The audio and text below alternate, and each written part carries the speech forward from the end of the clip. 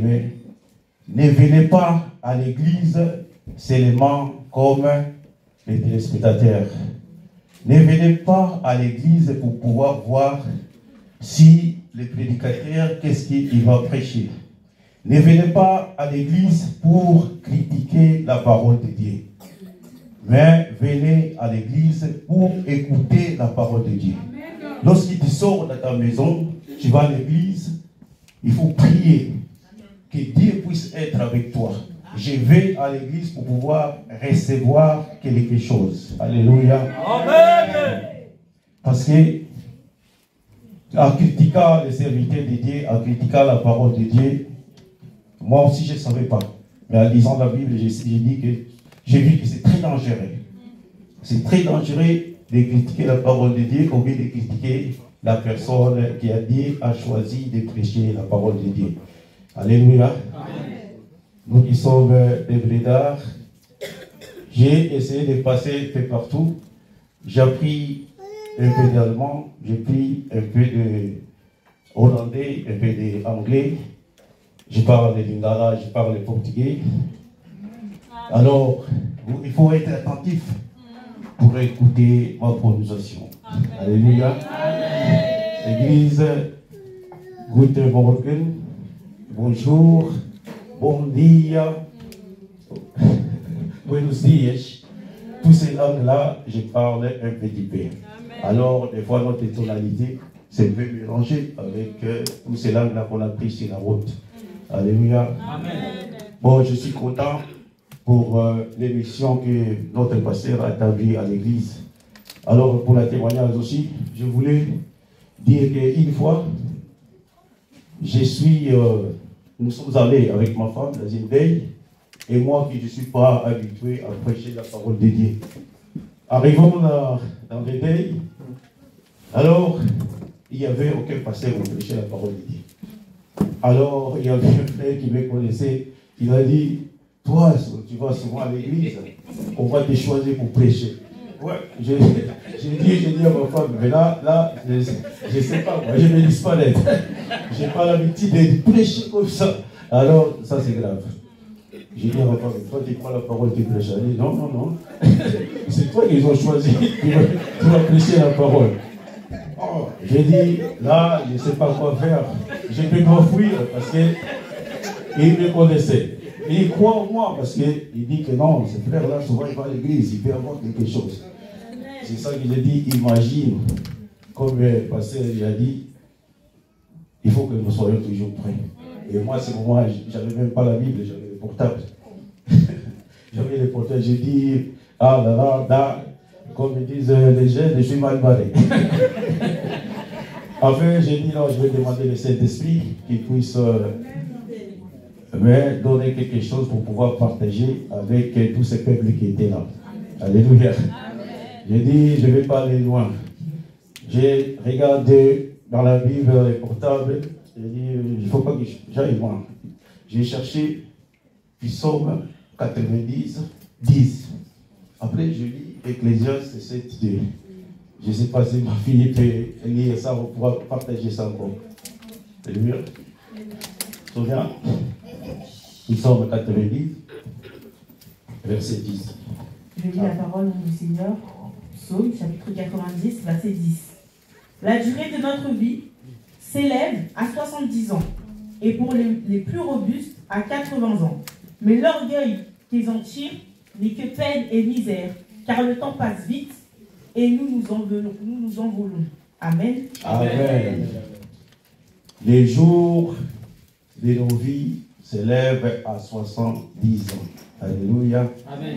C'est ça que j'avais prêché. Après, j'avais sauté, j'avais pris Ecclésiaste 7D. Maman, tu peux lire. Après, je vais essayer d'expliquer avant que nous rentrons dans notre sujet du jour. Tu peux lire aussi Ecclésiaste, s'il vous plaît.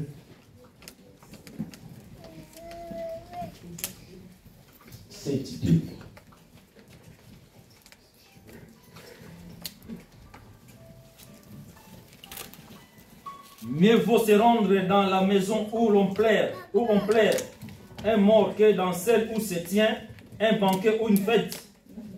La mort est la fin de tout homme et il est bon que chacun se souvienne. Alléluia. Amen. Mieux vaut d'aller dans une maison de deuil. Alors, alléluia. Et parce que quand il y a la deuil, les gens qui pleurent, il y a des soucis. C'est là où nous les hommes, on réfléchisse. On réfléchisse, est-ce que ma vie, c'est comment? Ma vie, comment ça va terminer? C'est pour cela que Dieu nous demande d'aller dans les maisons de deuil plutôt dans les maisons de festin. Dans les psaumes 90, il dit nos jours s'élèvent à 90 ans. Mais ceux qui sont plus forts, ou bien ceux qui ont la grâce de Dieu, ils peuvent aller encore plus loin. On va comprendre après pourquoi je parle aussi de ces versets-là. C'est pour cela, mes bien-aimés, toi et moi, regardez l'âge qu'on a maintenant. L'âge qu'on a maintenant.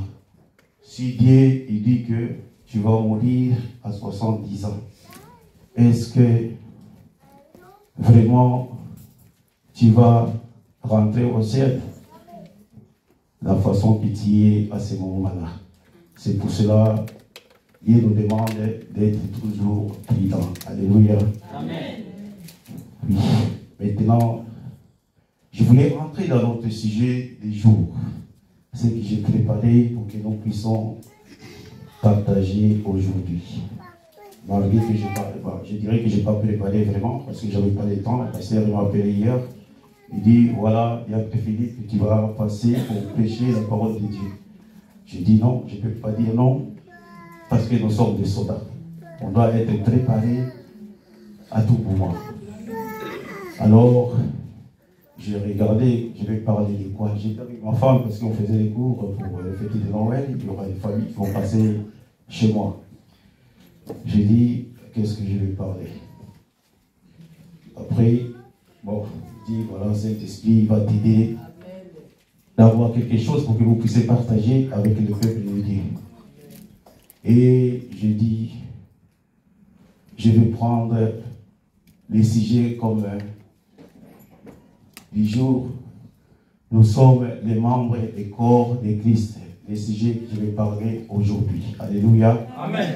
Nous sommes les membres du corps de Christ. Ça, c'est le sujet d'aujourd'hui. Prêtez attention de pouvoir sortir avec quelque chose. Alléluia. Amen. Moi, j'aime bien des fois retourner dans l'Ancien Testament. Après, je reviens dans le Nouveau Testament. Comme disait notre frère, il faut toujours chercher les témoins des versets. Alléluia. Alors, nous allons lire au livre de Genèse 1, verset 26 à 27. Genèse, chapitre 1. Genèse, chapitre 1, verset 26 à 27. Puis Dieu dit, faisons l'homme à notre image, à notre ressemblance, qu'il domine sur les poissons de la mer, sur les oiseaux du ciel, sur le bétail, sur toute la terre et sur tous les reptiles qui rampent sur la terre. Dieu créa l'homme à son image, il le créa à l'image de Dieu. Amen. Amen. Alléluia. Amen. La Bible nous dit, Dieu créa l'homme à son image. Ça veut dire, nous sommes l'image de Dieu. Alléluia. Amen. Nous sommes l'image de Dieu. Je dirais que nous sommes les membres de Dieu. Alléluia. Amen. Parce que Jésus-Christ pour moi est égal à Dieu. Alléluia. Amen. Alors nous sommes les membres de Dieu. Alléluia. Et nous devons toujours se comporter comme les membres de Dieu. Alléluia. Alors, pourquoi nous sommes les membres de Dieu? Moi je dirais, de ma façon, je vois les choses comme ça. Parce que lorsque nous lisons aussi 1 Corinthiens 12, 4 à 14, nous pouvons voir que nous sommes les membres du corps de Christ. Alléluia. Ma sœur, si tu peux lire. 1 Corinthiens, chapitre 12, verset 4. Il y a diversité de dons, mais le même esprit. Diversité de services, mais le même Seigneur. Amen. Amen. À 14, s'il vous plaît. Diversité d'actes, mais le même Dieu qui accomplit tout en tout. Or, à chacun, la manifestation de l'Esprit est donnée pour le bien de tous. En effet, à l'un est donnée par l'Esprit une parole de sagesse, à un autre une parole de connaissance selon le même Esprit, à un autre la foi par le même Esprit, à un autre des dons de guérison par le même Esprit, à un autre la possibilité de faire des miracles, à un autre la prophétie, à un autre le discernement des esprits, à un autre divers langues, à un autre l'interprétation des langues. Mais toutes ces choses, c'est un seul et même esprit qui les a accomplies en les distribuant à chacun en particulier comme il veut. Le corps forme un tout, mais a pourtant plusieurs organes. Et tous les organes du corps, malgré leur grand nombre, ne forment qu'un seul corps. Il en va de même pour Christ. En effet, que nous soyons juifs ou grecs, esclaves ou libres, nous avons tous été baptisés dans un seul esprit pour former un seul corps, et nous avons tous bu à un seul esprit. Ainsi, le corps n'est pas formé d'un seul organe, mais de plusieurs. Amen. Amen. Alléluia. Amen. Ces versets, ça va très loin. Si vous aurez le temps de pouvoir consulter les Écritures, vous pouvez continuer à la maison de lire ces versets. Mais nous allons juste lire un peu que j'avais préparé. Donc, la Bible nous dit, verset 4, il y a diversité des dons, mais le même esprit. Alléluia. Amen. Diversité des ministères, mais le même Seigneur. Diversité des opérations, mais le même Dieu qui opère tout en tout. Alléluia. Amen. Et nous sommes les membres de Christ. Chacun de nous a un don. A un don, ces dons-là que Dieu l'a donné sert pour élever le nom de Dieu. Alléluia. Amen. Chacun de nous, Dieu a donné un don. Alors, ici, à l'église, nous sommes tous le corps de Christ. Nous savons que chacun de nous a un don. Il y en a qui savent que vraiment, quand j'ai fait ça, mon don, c'est ça. Il y a des autres qui ne savent pas pour le manque de connaissances. Alors, mes bien-aimés, travaillons avec ces dons-là que Dieu nous a donnés pour que nous puissions élever le nom de Jésus-Christ. Si tu ne sais pas les dons que Dieu t'a donnés, vraiment demande que le Saint-Esprit puisse te donner l'intelligence de savoir les dons qu'il t'a donnés pour que tu puisses travailler avec ces dons-là. Alléluia. Amen. Alors, mes bien-aimés, le corps de Christ, essayons de comprendre ça très bien. Le corps de Christ, nous sommes le corps de Christ. Nous tous, nous sommes baptisés au nom du Seigneur Jésus-Christ. Je dis que nous sommes le corps de Christ. Personne qui est dehors.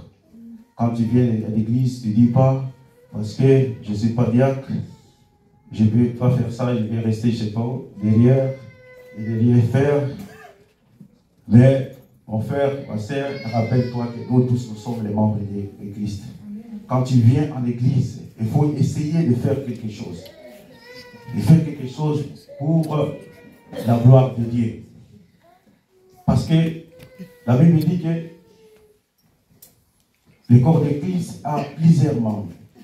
Et chaque membre a sa fonction. Alléluia. Amen. Quand je regarde le groupe de Papa Gouli, le groupe des louanges, je vois que nous tous nous sommes les membres de Christ.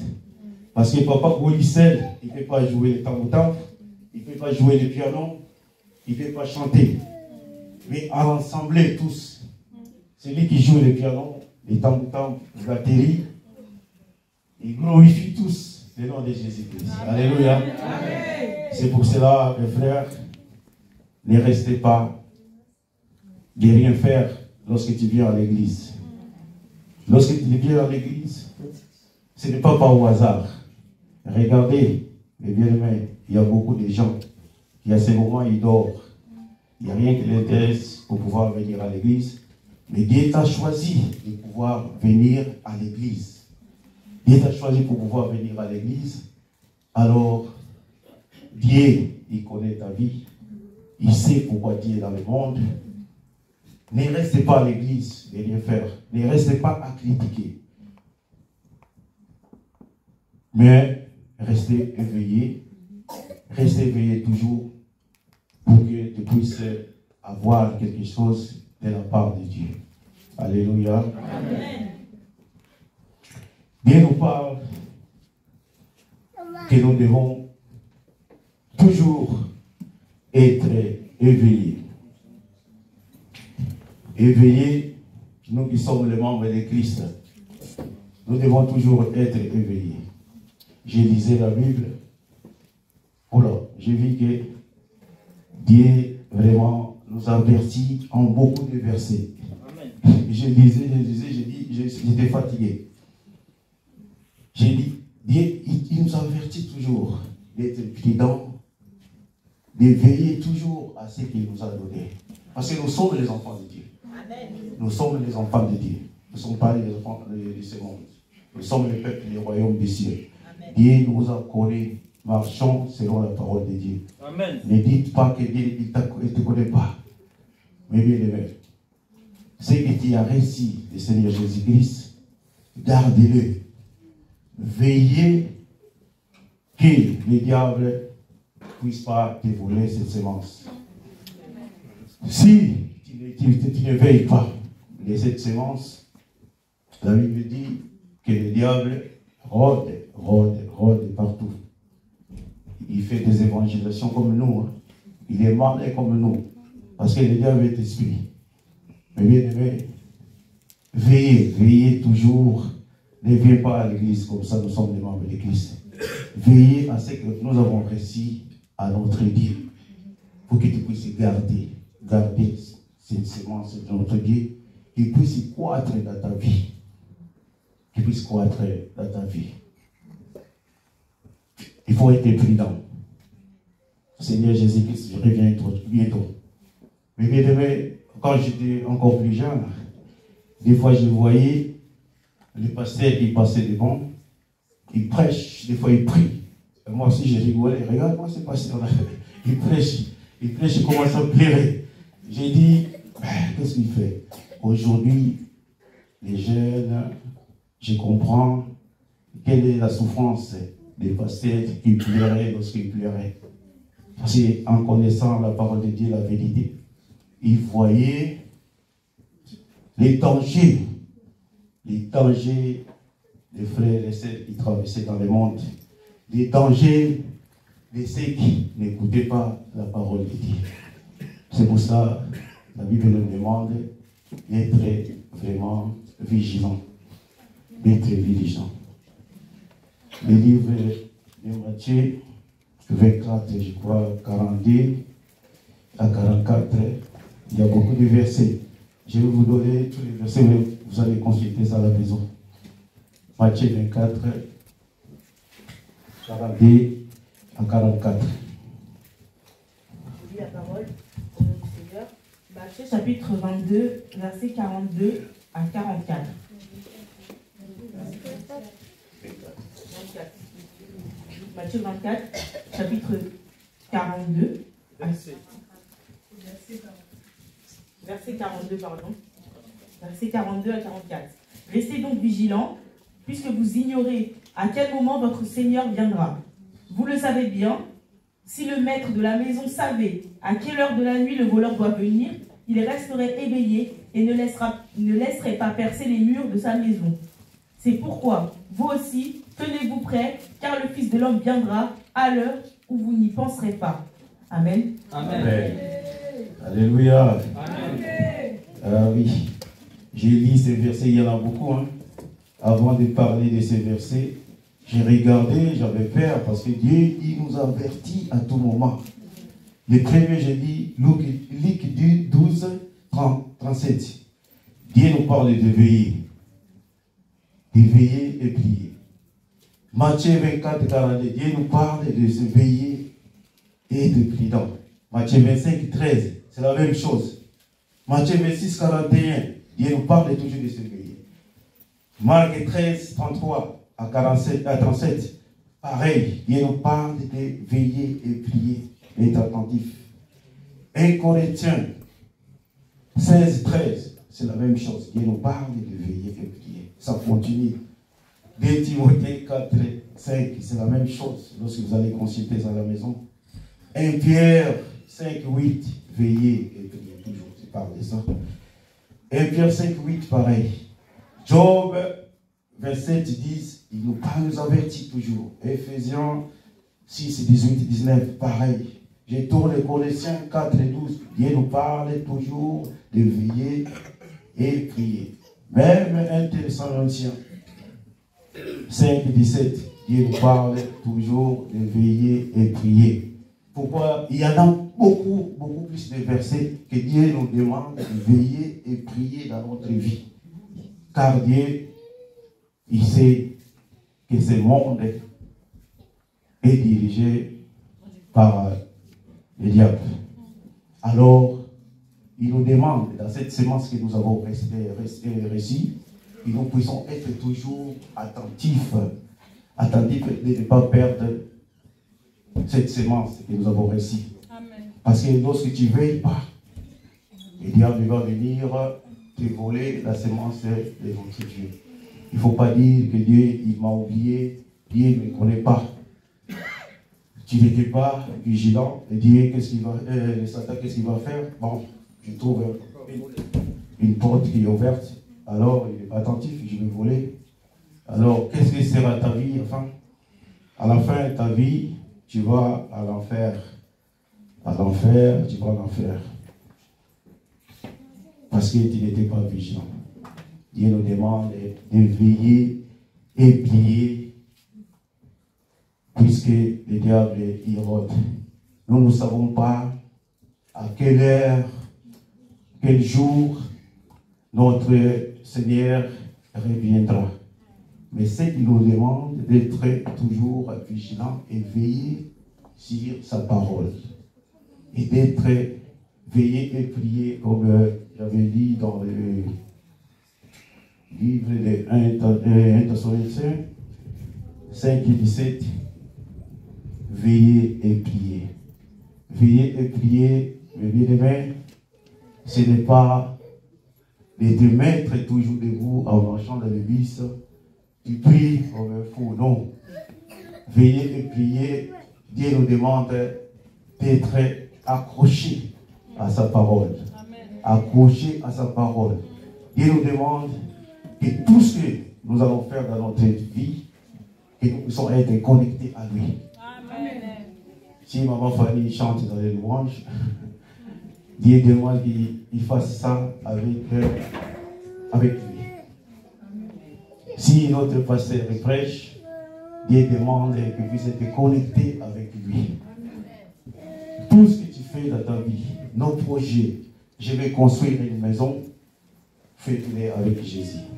Amen. Même si tu vas offrir à quelqu'un l'argent, fais-le avec Jésus. Amen. Parce que le diable il rôde. À moins d'erreur, tu laisses la porte ouverte, ta vie il va basculer.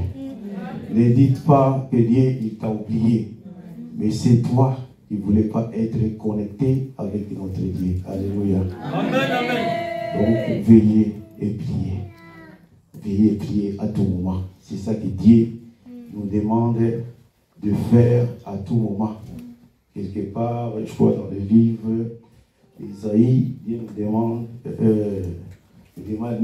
la Bible nous dit, notre part est toujours dans notre vie de faire la volonté de Dieu. Et toujours nous devons demander la volonté de Dieu, toujours, qu'il puisse se manifester dans notre vie. Et bien aimé, c'est agréable d'avoir une église à côté. Beaucoup qui n'ont pas cette occasion d'avoir une église à côté. Alors, lorsque nous venons à l'église, il faut glorifier l'Éternel. glorifier l'Éternel. Nous voyons qu'il y a beaucoup plus les églises dans le monde. Mais ce n'est pas tout ce qui font la volonté de Dieu. Lorsque tu trouves l'endroit là où vraiment les gens y prient, nom de Jésus-Christ, à l'esprit et en vérité, tu devais faire des efforts de participer dans cette œuvre pour pouvoir élever le nom de Jésus. Ne viens pas à l'église comme téléspectateur. Les visions de cette église, c'est une grande vision. Les visions de mon Dieu, c'est aller partout et faire les nations mes disciples. Amen. Ça, c'est les visions de l'église de mon Dieu. Et lorsque tu viens s'associer dans cette vision, et bien aimé, nous allons tous faire la même. Je parle à vous, je parle à moi-même. Vraiment, cette vision, c'est ça que nous devons avoir toujours à l'esprit. C'est lui qui est le souverain pour te donner la force et l'intelligence de pouvoir évangéliser. Parce que notre mission est d'aller partout et faire des nations des disciples. Amen. Amen. Amen. N'oublions pas ça toute notre vie. C'est ça que Dieu nous demande de faire. Si toi tu es sauvé, laisse que les autres aussi puissent être sauvés. Amen. Si ton foyer n'est pas sauvé, si les membres de ta famille n'est pas sauvé, et toi tu connais la vérité, tu gardes cette vérité avec toi, tu n'auras pas de problème avec le pasteur, mais je sais que tu auras des problèmes avec notre Dieu. Alléluia. C'est pour cela, mes bien-aimés, élevons-nous, annonçons la bonne nouvelle. Amen. C'est ça la vision de notre Église. Amen. Je remercie beaucoup les pasteurs. Chacun a son style de prêcher. Hein? C'est ça que j'ai demandé. Moi, papa de quoi quand il prêche? Non. Non, parce que notre Dieu, il parle d'une façon ou d'une autre. Amen, amen, amen. Voilà. Chacun a son style pour pouvoir prêcher la parole de Dieu. Amen. Et lorsque tu viens à l'église, sois concentré. Sois concentré à pouvoir écouter la personne qui prêche. Parce qu'on te dit parle d'une façon. Sauf sa maman. Parce que la maman est attentive pour écouter ce que son fils parle. Et dit, maman, il sait que non, ma fille demande de l'eau. Mais toi qui es à côté, tu ne comprends rien. C'est pour cela, quand tu viens à l'église, il faut être attentif parce que tu as monté Dieu. Et les frères là, ils prêchent, ils prononcent mal les mots. À la place de là, ils mettent le. Mais essaie de te concentrer, demander le Saint-Esprit qui te parle pour pouvoir savoir qu'est-ce que notre frère veut dire. C'est comme une maman qui fait des efforts pour comprendre son enfant. Mais nous ne comprenons pas, nous qui sommes à côté. Mais la maman, toujours, elle fait des efforts. Je vous demande que, mes bien-aimés, que nous puissions faire la même chose avec la parole de Dieu. Ne critique pas. Ne viens pas comme touriste à l'église. Ne viens pas comme touriste à l'église. Plutôt, sois attentif pour écouter. Amen. Car c'est la parole de Dieu. Et la parole de Dieu qui est notre nourriture spirituelle. Amen. J'ai dit ça, je ne sais pas c'est 42 ans, c'est 23 ans. Je dis ça par l'expérience, par rapport à ce que nous avons un peu vécu dans le monde. Parce que je suis né dans une famille chrétienne. Mon père, il était diacre. Et nous avons grandi avec cette foi chrétienne. Mais en sortant de nos familles,